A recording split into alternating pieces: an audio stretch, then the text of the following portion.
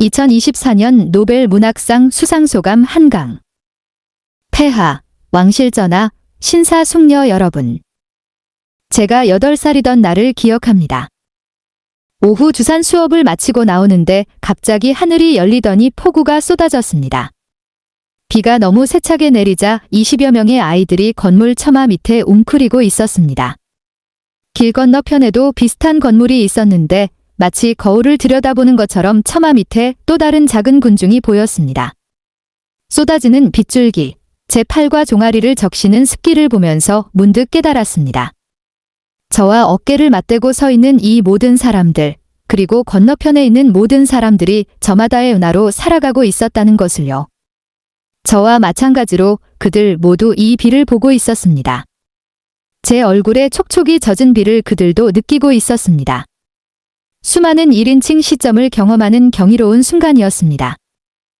글을 읽고 쓰면서 보낸 시간을 되돌아보니 이 경이로운 순간이 몇 번이고 되살아났습니다. 언어의 실을 따라 또 다른 마음속 깊이로 들어가 또 다른 내면과의 만남. 가장 중요하고 긴급한 질문을 실에 매달아 다른 자아에게 보내는 것, 그 실을 믿고 다른 자아에게 보내는 것입니다. 어렸을 때부터 저는 알고 싶었습니다. 우리가 태어난 이유, 고통과 사랑이 존재하는 이유. 이러한 질문은 수천 년 동안 문학이 던져온 질문이며 오늘날에도 계속되고 있습니다. 우리가 이 세상에 잠시 머무는 것의 의미는 무엇일까요? 무슨 일이 있어도 인간으로 남는다는 것은 얼마나 어려운 일일까요? 가장 어두운 밤, 우리가 무엇으로 이루어져 있는지 묻는 언어, 이 지구에 사는 사람들과 생명체의 1인칭 시점으로 상상하는 언어, 우리를 서로 연결해주는 언어가 있습니다. 이러한 언어를 다루는 문학은 필연적으로 일종의 체온을 지니고 있습니다. 필연적으로 문학을 읽고 쓰는 작업은 생명을 파괴하는 모든 행위에 반대되는 위치에 서 있습니다. 문학을 위한 이 상이 주는 의미를 이 자리에 함께 서 있는 여러분과 함께 나누고 싶습니다. 감사합니다. 아이와 수상소감의 의미에 대해 이야기 나누는 팁. 아이에게 한강 작가님의 수상소감을 읽어주니. 아이의 첫 반응과. 그래서 아이랑 좀 더 자세히 이야기 나누고 싶었어요. 1. 우리 존재의 의미. 쉽게 설명하기. 한강 작가님은 사람들이 오랫동안 이런 질문을 해왔대. 왜 우리가 태어났을까? 왜 세상엔 힘든 일도 있고 사랑도 있을까? 같은 질문 말이야. 이런 질문들을 글로 쓰면서 답을 찾으려는 게 문학이야. 아이와 대화 이어가기. 넌 왜 우리가 이 세상에 살고 있다고 생각해? 혹시 그런 생각 해본 적 있어? 2. 문학의 의미. 쉽게 설명하기. 문학은 사람들이 글을 통해 서로를 이해하고 연결되게 해줘. 한강 작가님은 그걸 둘이에게 묻는 언어라고 했어. 우리는 왜 여기 있을까? 같은 질문을 함께 생각하게 해주는 거야. 아이와 대화 이어가기. 너는 어떤 이야기를 친구들과 나누고 싶어? 너도 그런 글을 써보고 싶지 않아?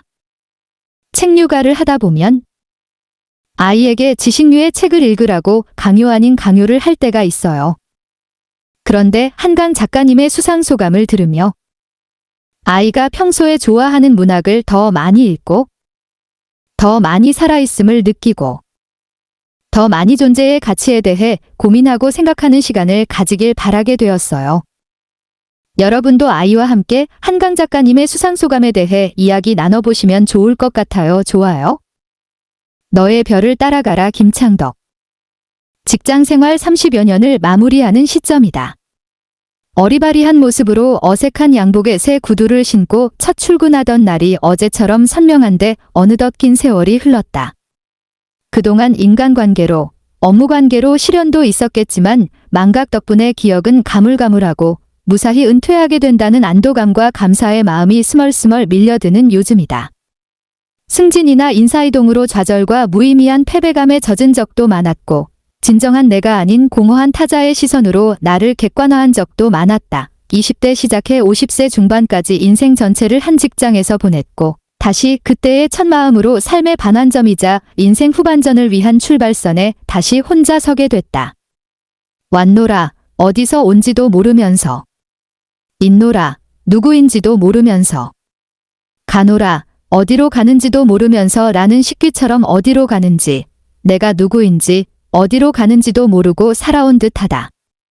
경험은 결코 늙지 않는다는 말처럼 이제는 그동안 발견한 적성과 강점을 찾아 사회에 환원하고 싶다. 미래 세대는 일생 동안 3개 이상 영역에서 5개 이상 직업을 갖고 19개 이상의 서로 다른 직무를 경험할 것이라는 예측이 있다.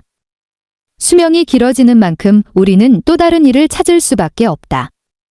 놀아봐야 일터가 낙원임을 안다는 것처럼 취업하기 힘든 요즘 몇 차례 입사원서를 쓰면서 드는 생각이 있다.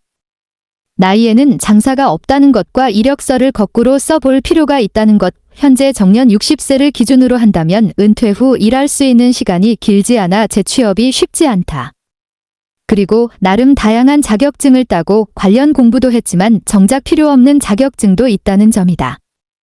직장 생활을 갓 시작하는 시점에서 인생 이막에 필요한 이력서를 미리 써보는 것도 좋을 듯 싶다. 미래의 이력서와 직무수행계획서를 써보면서 자신에게 필요한 자격증과 경력이 무엇인지 알게 돼 이에 맞는 공부와 경력을 체계적으로 쌓을 수 있다. 나무는 꽃을 버려야 열매를 맺을 수 있고 강물은 강을 버려야 바다에 이를 수 있다. 화엄경, 별표. 과거의 일, 욕심, 타인과의 비교 등을 잊고 다시 시작하는 마음으로 남은 삶을 구상하고 싶다. 나는 내 운명의 주인, 내 영혼의 선장이니까. 그리고 나의 운명을 사랑하며 포르투나, 행운의 여신 앞에서 스스로 겸손해질 것이다. 단체의 신곡 지옥편에는 내 인생 최전성기에 문득 뒤를 돌아보니 어두운 숲속에서 길을 잃고 있는 나 자신을 발견했다라는 구절이 있다. 이때 단테의 스승 브루네토 라티니는 너의 별을 따라가라. 그러면 너의 천국에 이를 것이다라고 답한다. 누구에게나 생각하는 별이 있다. 나도 평소 꿈꾸던 별을 따라 원하는 곳에 닿고자 노력할 것이다. 앞으로 우리는 얼어붙은 과거와 제한된 미래 속에 살게 된다. 약해지거나 무너지는 마음의 균형을 찾기를 간절히 바라면서 자책하지 않고 우울감과 나의 일부가 떨어져 나가는 상실감이나 무력감이 밀려오지 않기를. 그리고 남은 인생 무병하고 마지막 순간까지 노력하는 삶이기를. 별표 수목등도화 사제능결과 강수류도사 강제능입해. 수목등도화 사제능결과 강수류도사 강제능입해. 꽃을 버려야 열매를 맺는 것이고 강물은 강을 떠나야만 바다에 이른다는 말이다.